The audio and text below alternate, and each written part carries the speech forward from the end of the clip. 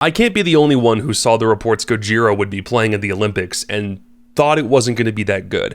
I was worried it was going to be watered down background stuff just because death metal isn't the most accessible genre, especially not for television. Maybe they play the intro to Born in Winter just so they don't scare the grandmas in the crowd or something. So I'm watching the opening ceremony yesterday, cringing at Kelly Clarkson, having completely forgotten they're going to be playing at some point, and then a headless Marie Antoinette appears and I start hearing a double kick. And the next 3 minutes were just pure bliss. This fucking ruled. Implementation concerns were out the window within the first 30 seconds. This was pure Gojira, plus an orchestra and an opera singer, and nothing was phoned in. Not the track, not the mix, not the set design, not the fireworks, not the general meaning behind their performance. If this is the way we get death metal in front of a couple 100 million more eyeballs, I don't know if there's anything else we could have done to make it more perfect.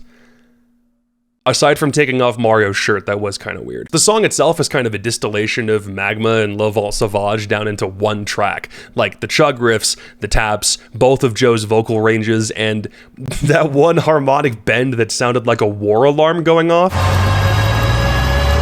But it was also the sort of simplistic writing that left a ton of space for the orchestra to add to the mix, especially with the quiet parts and Maria Viati. But the contrast between her doing opera vocals and Joe's desperate, pained, classic sounding clean style vocal was the moment that I almost teared up. Not just because it was cool, but because it further cemented that Gojira got to do everything in this performance that makes them sound great, and it wasn't held back at all. The whole band got to play to what makes Gojira good, and it made it on TV with the whole world watching. Like, I've heard Joe sing like that countless times, but in that particular moment, contrasting it with Maria's singing was such a sick moment. I also think, like, they had to have had their own front of house engineer work on this. That's the same quality of mix that we hear from the sets that get uploaded to their YouTube channel. We've heard metal bands go on TV and have terrible mix quality by people who just don't know how to amplify it very well, and that didn't happen here, and that made me really happy. I wonder if the reason that bend riff sounded so huge, that one, I wonder if the reason it sounded so big is they layered cellos or low strings behind the guitars and just had them mirror the same notes. Like, it's hard to tell because the clips online are kind of low quality, but it worked really well. And I'm also now realizing Gojira with a string ensemble may be something I need in the future. Maybe they do what Bring Me and Alter Bridge did with the Parallax Orchestra at the Royal Albert Hall.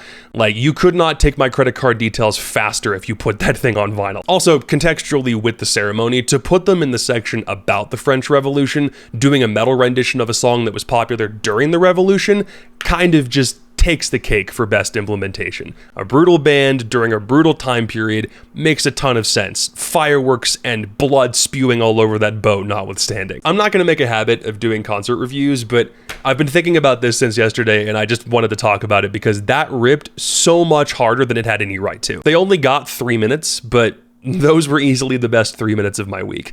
And estimates are showing that the opening ceremony pulled about 1.5 billion viewers yesterday. Biggest metal concert of all time. The band killed it. The production team killed it. The French killed Marie Antoinette, which, thank you, because without that, we wouldn't have had the backdrop with tons of headless Marie Antoinettes for this performance. That execution's payoff was 221 years in the making, and it finally happened yesterday on the side of the building she was kept in before she got the guillotine. Like, bruh. Anyway, that's it. I'll put a link to whatever upload of the song hasn't been nuked by Olympic copyright protection in the description in case you haven't heard it yet. And all I'm gonna say, Los Angeles 2028, Silent Planet. Make it fucking happen, boys.